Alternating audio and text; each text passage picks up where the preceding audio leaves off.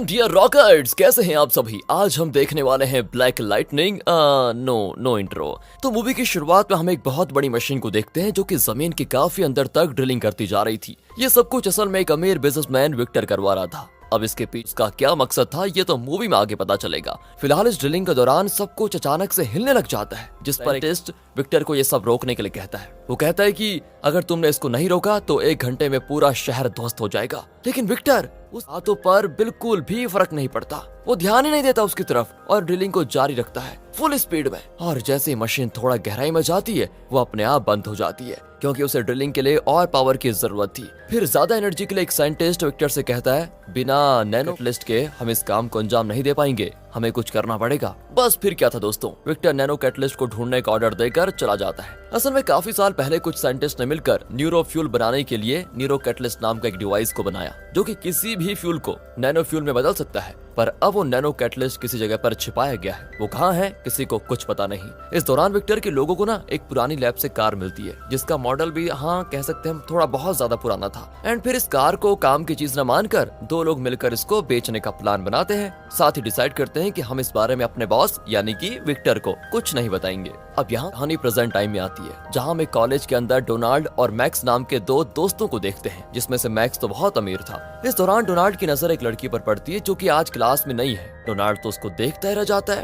पहली नजर में उसको लगभग प्यार हो जाता है। एंड अब कॉलेज खत्म होने के बाद मैक्स डोनाल्ड को अपनी महंगी कार चलाने के लिए देता है। एंड इसी वक्त उसका सामना उस नई लड़की से होता है जो आज नहीं आई है। इस लड़की का नाम है नताशा। यहाँ इस पॉइंट पर डोनाल्ड के सामने ही मैक्स नताशा को अपनी गाड़ी में लिफ्ट ऑफर करता है और फिर उसके साथ पीछे बैठ जाता है। एंड इस पॉइंट पर ये चीज डोनाल्ड को काफी बुरी लगती है, क्योंकि वो किसी ड्राइवर की तरह गाड़ी चला रहा था। एंड बात डोनाल्ड के घर की, तो वो अपने माता पिता और एक छोटी बहन के साथ रहता है। डोनाल्ड रात में सोशल मीडिया पर नताशा की प्रोफाइल को भी चेकआउट करता है और फिर वो कुछ खास कार्स के मॉडल्स को देखता है। कार खरीदना डोनाल्ड का सपना था दोस्तों। अब तो उसको नताशा के लिए कार चाहिए थी। तो अगली सुबह डोनाल्ड जब उठता है ना, तो सबसे पहले उसे उसकी छोटी बहन विश करती है, क्योंकि आज उसका बर्थडे था। बर्थडे गिफ्ट के तौर पर डोनाल्ड के पिता उसको एक पुरानी मॉडल की कार गिफ्ट करते हैं। एंड ये वही कार थी जो हमने शुरुआत में देखी थी। आपने देखी थी ना, ठीक है। जाहिर है कि उन लोगों से डोनाल्ड के पिता ने खरीद ली होगी वो कार। पर इस कार से ना दोस्तों डोनाल्ड खास खुश नहीं था, क्योंकि उसको चाहिए थी नई कार। हालांकि वो अपने मॉम डैड से इस बारे में कुछ नहीं कहता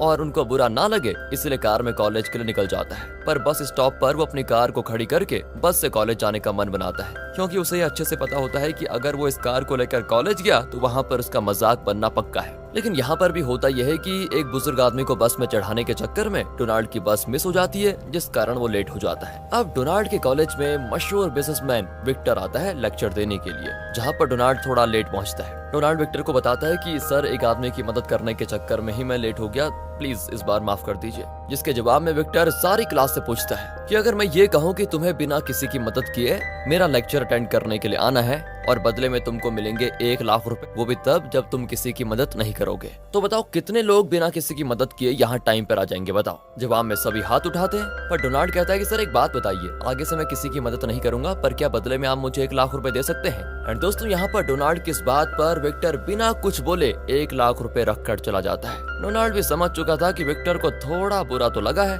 इसलिए वो उसके पीछे जाकर उससे माफी मांगता है और उसके पैसे लौटा देता है। इस दौरान डोनाल्ड ये भी देखता है कि मैक्स नताशा को अपनी महंगी गाड़ी से लेकर जा रहा है, जो चीज विक्टर भी नोटिस कर लेता है दोस्तों। एंड वो डोनाल्ड से कहता है कि इन पैसों से तुम अच्छी गाड़ी खरीद कर उस लड़की को इम्प्रेस कर सकते हो, लेकिन तुम्हें एक बात बताऊं, मैंने सब कुछ 0 से शुरू किया था। इतना कहकर दोस्तों विक्टर उन पैसों को डोनाल्ड से वापस ले लेता है। साथ ही जाने से पहले वो डोनाल्ड के पूछने पर बताता है कि मैंने फूलों को बेचकर पैसे कमाने की शुरुआत की थी, याद रखना इस बात को। बस फिर था डोनाल्ड विक्टर की एटीट्यूड से इम्प्रेस होकर उसको अपना रोल मॉडल बनाने लग जाता है। तो वो भी अपनी कार में फूलों को भर लेता है ताकि उनका सही समय पर अलग अलग जगह पर डिलीवरी हो पाए और पढ़ाई के साथ साथ वो कुछ एक्स्ट्रा पैसे भी कमा पाए। अब वो सोचता है कि अगर मैं इस तरह पैसे कमाऊंगा तो आगे चलकर एक बढ़िया कार भी ले लूंगा। अरे हाँ दोस्तों, मैं आपको बताना भूल गया था कि जब डोनाल्ड पहली बार इस कार में बैठा ना, तो उसे वहाँ पर 3 साइंटिस्ट की फोटो और एक पुराना रिकॉर्ड भी मिला था, जिन्हें उसने उस समय नजरअंदाज करके वापस रख दिया था। खैर, आगे हम डोनाल्ड को उसकी कार की मदद से जगह जगह फूलों की डिलीवरी करते हुए देखते हैं। मगर कहाँ यार, इससे कहाँ ज्यादा पैसे मिलेंगे, वो कुछ ज्यादा नहीं कमा पाता। एक तो रोड पर ट्रैफिक जाम भी होता है, तो वजह से डिलीवरी भी जल्दी नहीं हो पाती और मतलब बहुत सारी प्रॉब्लम फेस करनी पड़ती है। उधर विक्टर को पता चल जाता है कि जिस पुरानी लैब में उसके लोग नैनो कैटलिस्ट ढूंढ रहे थे, वो असल में वहाँ पर एक कार में था। एंड ये सारी बात विक्टर को इस लैब के मैप से पता लगी होती है और फिर विक्टर को जल्द ही पता चल भी जाता है कि उस कार को बेच दिया गया है और अब जिन्होंने कार को बेचा था उन्हें सजा देने के बाद विक्टर का खास आदमी ब्रायन उस कार की तलाश में लग जाता है, जो कि इस वक्त है डोनाल्ड के पास। इधर डोनाल्ड फूलों की डिलीवरी के काम को पूरा करके आराम से अपना काम करता है, पूरा मन लगा के। एंड एक दिन जब वो अपने काम के लिए निकलता है ना, तो डोनाल्ड के पिता भी उसके साथ आते हैं, जहाँ पर ब्रायन अपने लोगों के साथ मौजूद था। वो डोनाल्ड की गाड़ी को देख उसका पीछा करने लग जाता है, क्योंकि उन्हें कंफर्म करना था कि ये वही कार है या फिर नहीं। वहीं रास्ते में बीच सड़क पर एक चोर किसी लेडीज का पर्स लेकर भागने की कोशिश कर रहा था। उसको देखकर डोनाल्ड के पिता गाड़ी रोकने के लिए कहते हैं और जल्दी से गाड़ी पर से उतरकर उस चोर को पकड़ने के साथ उसे मारते भी हैं। यहाँ डोनाल्ड अपने पिता को ऐसा करते हुए देखकर गाड़ी में वापस आने के लिए कहता है और फिर उनको लेकर जल्दी से निकल भी जाता है। अब इनके पीछे तो ब्रायन तो लगा हुआ ही है, तो डोनाल्ड अपने पिता से कहता है कि क्या जरूरत थी आपको ये सब करने की? अरे आपको कुछ हो जाता तो लोगों की मदद करना सही नहीं है। अरे हम खुद मुसीबत में क्यों डाले किसी के लिए? आजकल इससे कोई फायदा नहीं होता पापा। अब अपने बेटे की ये बातें सुनकर डोनाल्ड के डैड को काफी बुरा लगता है कि कैसी हो गई इसकी सोच, और वो गाड़ी रुकवाकर बीच में ही उतर जाता है। अभी भी दोस्तों ब्रायन डोनाल्ड की कार का पीछा कर रहा होता है और डोनाल्ड को भी एहसास हो जाता है कि कोई उसका पीछा कर रहा है। डोनाल्ड को तो ये लगता है कि कहीं ये उस चोर की गैंग वाले तो नहीं जिनसे अभी पापा लड़े थे। उनसे डोनाल्ड दोस्तों सीधे भागने लग जाता है। बस फिर क्या था, अनजाने में डोनाल्ड कार के एक अनजान बटन को दबा देता है, जिससे उसकी कार सीधे हवा में उड़ जाती है। इस बात से तो वो काफी ज्यादा हैरान भी और डर भी जाता है। उसकी गाड़ी किसी जेट प्लेन की तरह हवा में उड़ रही होती है। ये चीज नीचे से ब्रायन के लोग भी देखते हैं और वो भी, और इस चीज का फायदा उठाकर डोनाल्ड एक बिल्डिंग क्रैश लैंडिंग पर गिरता है। नीचे ब्रायन तो उसको ढूंढता रह जाता है और उधर डोनाल्ड उसकी इस कार की खूबी को देखकर हवाई टाइट हो जाती है। वो भी जल्दी से उस कार को अनजान बिल्डिंग में छोड़कर वहां से भाग जाता है। अब ब्रायन भी जो ये कार के साथ हुआ है ना, मतलब ये हवा में उड़ी है, इस बात की खबर जब विक्टर को देता है तो विक्टर कहता है कि उन साइंटिस्ट ने नैनो कैटलिस्ट से उड़ने वाली कार बना दी। इससे अच्छा इस्तेमाल तो मैं उसका करूंगा।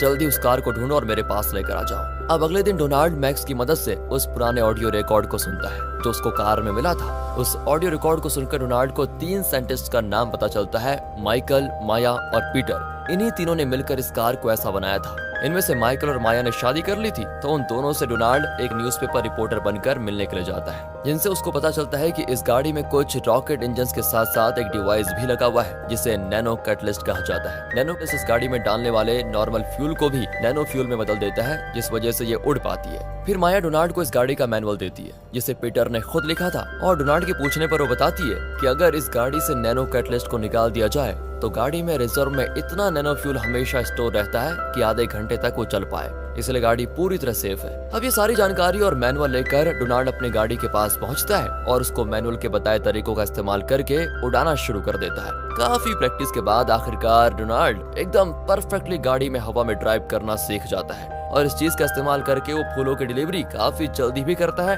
और अच्छे पैसे भी कमा लेता है। तो एक दिन होता यह है कि डोनाल्ड हिम्मत करके नताशा को डेट के लिए पूछ लेता है और उसे एक अच्छे से रेस्टोरेंट में डिनर के लिए लेकर जाता है। नताशा भी पहली बार डोनाल्ड के साथ वक्त बिताकर काफी खुश होती है। तो रेस्टोरेंट में डोनाल्ड की मुलाकात विक्टर से होती है, जिससे मिलकर डोनाल्ड उसको थैंक यू कहता है। वो विक्टर से कहता है कि आपकी बात को मानकर मैंने जिंदगी अच्छे से शुरू की और आज मैं देखो अच्छे पैसे कमा रहा हूँ। विक्टर भी बोल देता है दोस्तों कि चलो मेरी बातें किसी के तो काम आई।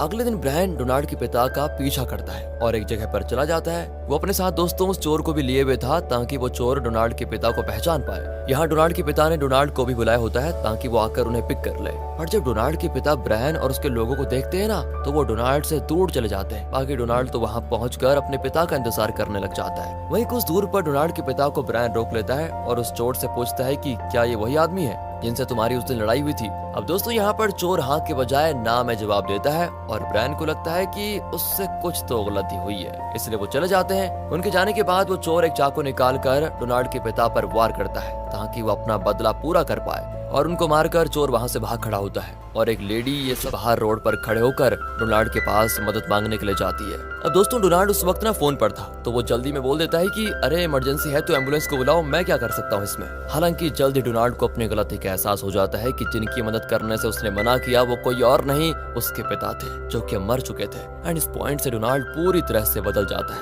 वो अपने घर का पूरा खर्चा उठाने लग जाता है और साथ ही साथ अपनी कार का इस्तेमाल करके लोगों लोगों की मदद भी करने लग जाता है। कभी वो किसी को जलती हुई बिल्डिंग के अंदर से निकाल कर है तो कभी किसी को एक्सीडेंट से बचाता है, चोरी को रोकता है। ऐसे काम करके डोनाल्ड एक सुपर हीरो की तरह अपनी कार की मदद से काम करना शुरू कर देता है। उसकी हर जगह बात होने लग जाती है कि ये उड़ती हुई कार में कौन शहर के लोगों की मदद कर रहा है। इसका किसी को कुछ पता नहीं है। मतलब दोस्तों, किसी को पता नहीं है कि ये सारी चीजें डोनाल्ड ही कर रहा है, क्योंकि डोनाल्ड का चेहरा किसी ने नहीं देखा होता है। इसलिए डोनाल्ड को लोग ब्लैक लाइटनिंग का नाम देते हैं, जो कि शहर का एक नया सुपर हीरो होता है जो कि उड़ती हुई कार से आकर लोगों की मदद करता है। अब ये बात जल्दी विक्टर तक भी पहुंच जाती है और अब वो भी ब्लैक लाइटनिंग के पीछे पड़ जाता है। दूसरी ओर नताशा को अब मैक्स डेट कर रहा है, लेकिन डोनाल्ड और वो आज भी एक दूसरे को चाहते हैं। वो तो डोनाल्ड की जिम्मेदारियां हैं जो उसे नताशा से दूर कर रही है। एंड इसी बीच ब्लैक लाइटनिंग के बारे में जब मारिया और माइकल को पता चलता है तो वो दोनों तो समझ जाते हैं कि ये ब्लैक लाइटनिंग कोई और नहीं बल्कि वही लड़का है जो उनका इंटरव्यू लेने के लिए आया था। अब विक्टर को भी जब पता चलता है कि मारिया, माइकल और पीटर ने नैनो कैटलिस्ट को बनाया था तो वो तीनों ही साइंटिस्ट को अपने टावर में बुलाता है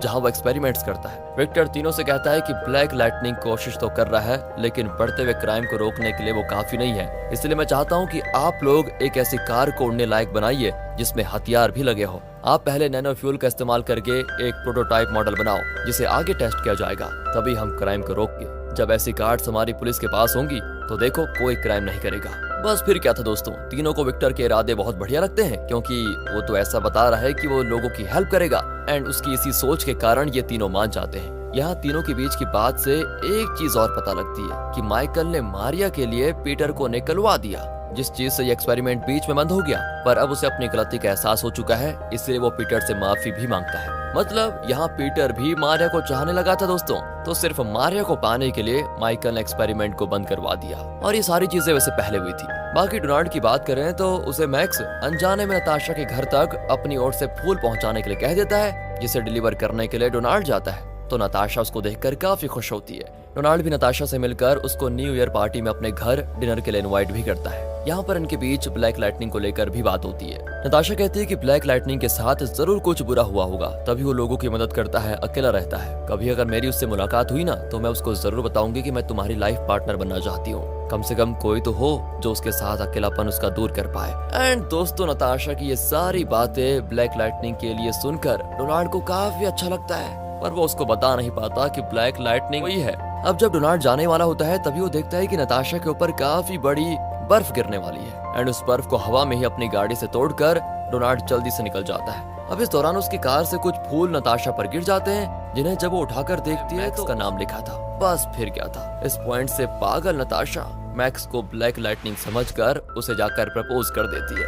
अब लड़की खुद मिल रही है तो मैक्स भी उसकी गलतफहमी दूर नहीं करता और उससे कहता है कि हाँ, मैं ही ब्लैक लाइटनिंग हूँ। साथ ही ये भी कहता है कि ये बात तुम किसी से मत बताना। उधर नताशा के बारे में डोनाल्ड अपनी माँ से शेयर करता है, तो वो डोनाल्ड के लिए काफी खुश होते हैं कि चलो इसको लड़की तो पसंद आई कोई। और वो डोनाल्ड को नताशा को देने के लिए एक लॉकेट देती है, जो कि उन्हें डोनाल्ड के पिता ने दिया था। इसी बीच माइकल ब्रायन और विक्टर की बात सुन लेता है, जिसमें विक्टर ये कह रहा है कि उसे नैनो कैटलिस्ट चाहिए। असल में दोस्तों, तीनों साइंटिस्ट ने ना नैनो कैटलिस्ट बनाने से दोबारा इनकार कर दिया था, इसीलिए विक्टर ने नैनो फ्यूल वाली गाड़ी उनको डिजाइन करने को कहा और ये भी कहा कि इससे मैं शहर की रक्षा करूंगा, पर उसे चाहिए नैनो कैटलिस्ट। और यहाँ माइकल को उसका असली मकसद पता चल जाता है। विक्टर को चाहिए नैनो कैटलिस्ट क्योंकि उसकी ड्रिलिंग मशीन को पावर चाहिए और उस पावर के लिए चाहिए नैनो कैटलिस्ट। समझ गया आप? और वो ड्रिलिंग इसीलिए कर रहा है ताकि वो जमीन के अंदर टेक्टोनिक प्लेट्स के नीचे बेशकीमती हीरो तक पहुंच पाए, लेकिन इससे ये होगा कि मॉस्को शहर मिट्टी में मिल जाएगा। तो माइकल जल्दी से पीटर और मारिया को ये बात बताता है और खुद वहाँ से भागने की कोशिश करता है। अब इस दौरान जब विक्टर देखता है कि माइकल ऊपर की तरफ भाग रहा है तो वो अपने आदमियों को उसके पीछे जाने को रोक देता है और यहाँ वो न्यूज में ये चीज फैला देता है कि माइकल ऊपर फंसा हुआ है जो कभी भी नीचे गिर सकता है।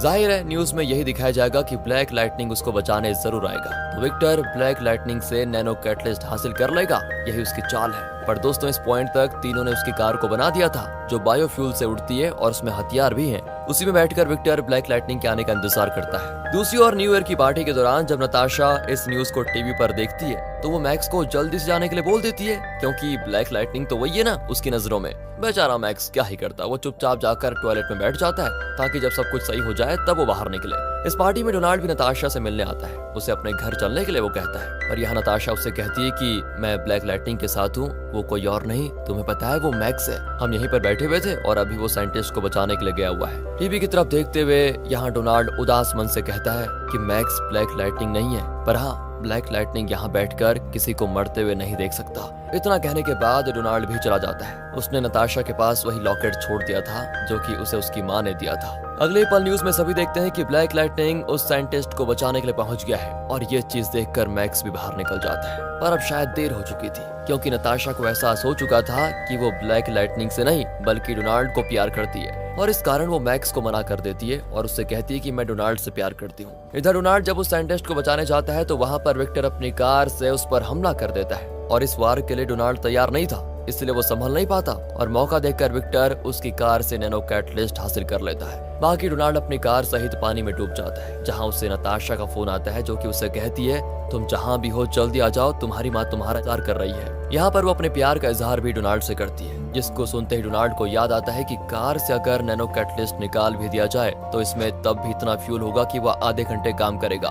बस फिर क्या था, अगले ही पल डोनाल्ड अपनी कार को पानी से बाहर लेकर सीधे हवा में उठ जाता है और अब तक विक्टर ने ड्रिल को नैनो कैटलिस्ट से चलाना शुरू कर दिया था, जिससे भूकंप जैसे झटके महसूस होते हैं। डोनाल्ड पहले माइकल को बुलाता है और फिर उसके कहने पर ड्रिल से नैनो कैटलिस्ट को निकाल देता है, जिससे ड्रिलिंग तो रुक जाती है। पर इस पॉइंट पर विक्टर जाकर डोनाल्ड की गर्लफ्रेंड यानी नताशा को किडनैप कर लेता है। और दोस्तों अब यहाँ पर विक्टर एक डील रखता है कि नताशा को लेकर जाओ और नैनो कैटलिस्ट मुझे दे दो, जिसको लेकर डोनाल्ड वहाँ पर पहुँच भी जाता है। अब यहाँ पर डोनाल्ड जानबूझकर अपनी गाड़ी के हॉर्न को 3 बार बजाता है। असल में जब विक्टर नताशा को किडनैप करके लेकर जा रहा था ना, तब डोनाल्ड ने नताशा से कहा था कि तुम उसके साथ आराम से चले जाओ और जब मैं तुम्हारे सामने आकर 3 बार हॉर्न करके सिग्नल करूं तो तुम हवा में गाड़ी से नीचे कूद जाना, मैं तुम्हें बचा लूंगा उसी समय। और प्रेजेंट में नताशा को ये चीज याद आ जाती है, वो डोनाल्ड के सिग्नल को समझकर नीचे कूद जाती है, जिसे जल्दी डोनाल्ड बचा भी लेता है। और यहाँ वो नताशा के हाथ में अपनी माँ का दिया लॉकेट देखकर काफी खुश भी होता है। अब नताशा को नीचे छोड़कर डोनाल्ड ऊपर जाकर विक्टर से